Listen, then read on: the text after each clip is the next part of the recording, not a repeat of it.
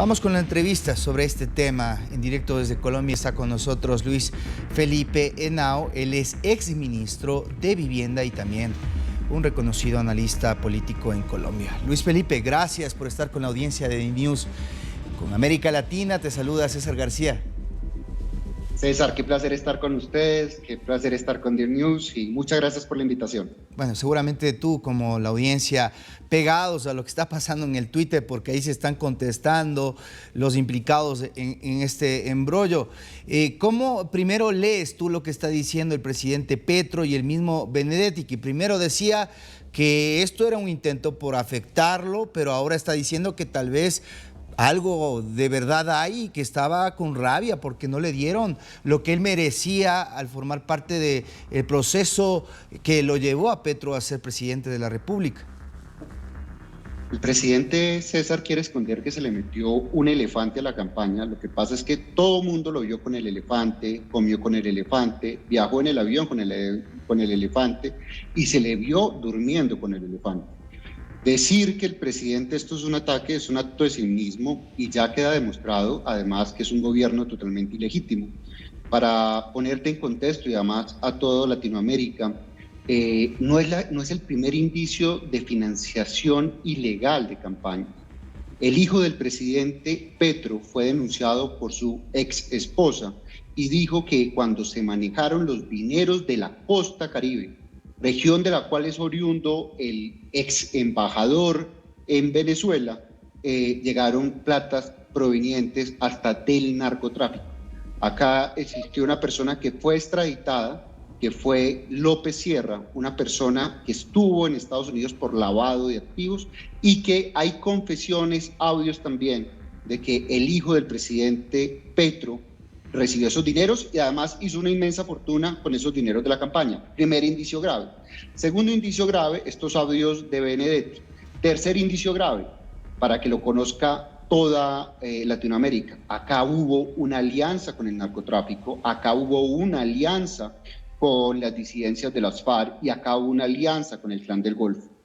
En campaña se denunció cómo en ciertos lugares del país no podían entrar otros candidatos. Y hay municipios, César, donde votaron todo un municipio por el presidente Gustavo Petro. Entonces acá lo que hay es una confesión de parte de una persona muy allegada al gobierno que dice que este gobierno es un gobierno ilegal y que recibió dineros ilícitos. Ahora, esto hay que probarlo.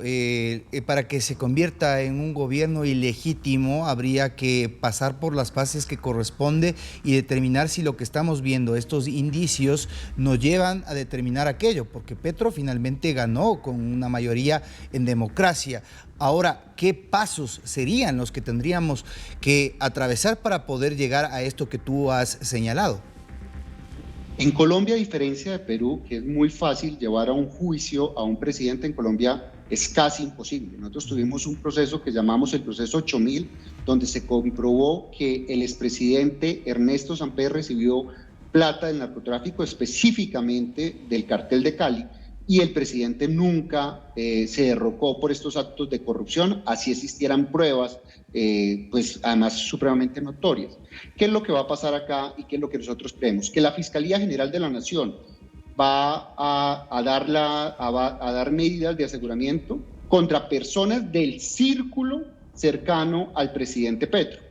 Tal vez quien fue el gerente de su campaña, el doctor Benedetti y demás personas que recibieron recursos como su hijo. Su hijo, para ponerlos en contexto, es una persona que debe ganar $3.000 al mes y en poco tiempo hizo una fortuna de más de 500, 600 mil dólares que no ha podido justificar y en este momento está siendo procesado por enriquecimiento ilícito. ¿Cuáles son las consecuencias de esas rápidamente? Es que no va a tener gobernabilidad estos 3 años y su agenda legislativa va a ser muy difícil de llevar a cabo en el Congreso de la República. Ya lo vimos con la reforma de la salud, parece que esto queda pausado y era una carta muy importante en los pilares del plan de gobierno de Petro.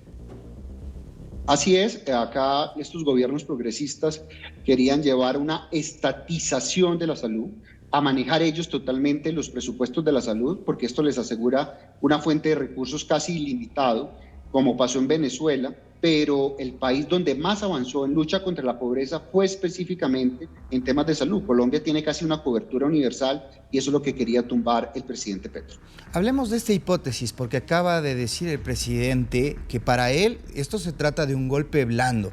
Hay experiencias también en el Ecuador en tiempos de campaña, en donde, por ejemplo, el mismo actual presidente Lasso le decía a su rival Andrés Arauz que había sido financiado por dineros de las desaparecidas FARC. La misma revista Semana fue la que publicó aquello. Vino acá el fiscal de Colombia al Ecuador y finalmente eso nunca llegó a prosperar.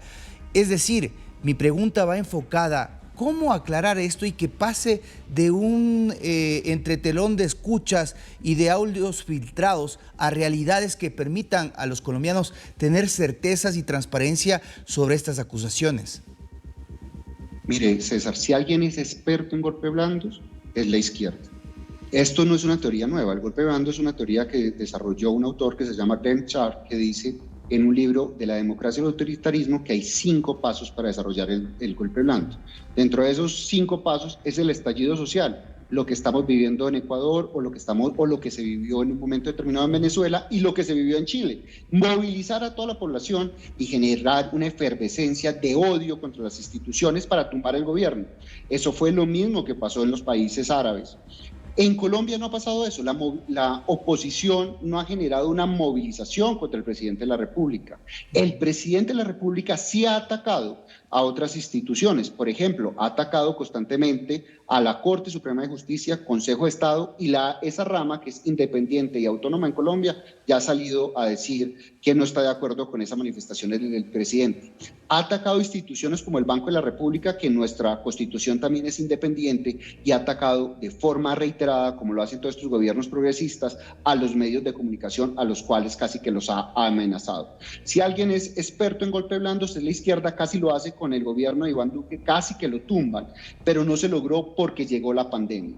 El presidente está utilizando el manual, que con eso es muy bien, para tumbar a Iván Duque, para decir que él es víctima de un golpe blando, donde la oposición lo único que ha visto es los actos de corrupción de su gobierno y donde este presidente en 10 meses ya ha tenido 2 crisis de ministros. ¿Por qué? Porque ha sido un fracaso la paz total, porque quedó desnudado su alianza con grupos al margen de la ley y porque ya salen estos escándalos de corrupción. Gracias, Luis Felipe Henao, analista político, también exsecretario de Estado de Colombia, con su punto de vista al respecto de esto que está pasando y que seguramente tendrá cola durante esta semana porque se preparan ya acusaciones en el Senado colombiano en contra del presidente Petro. Un placer estar con ustedes, César.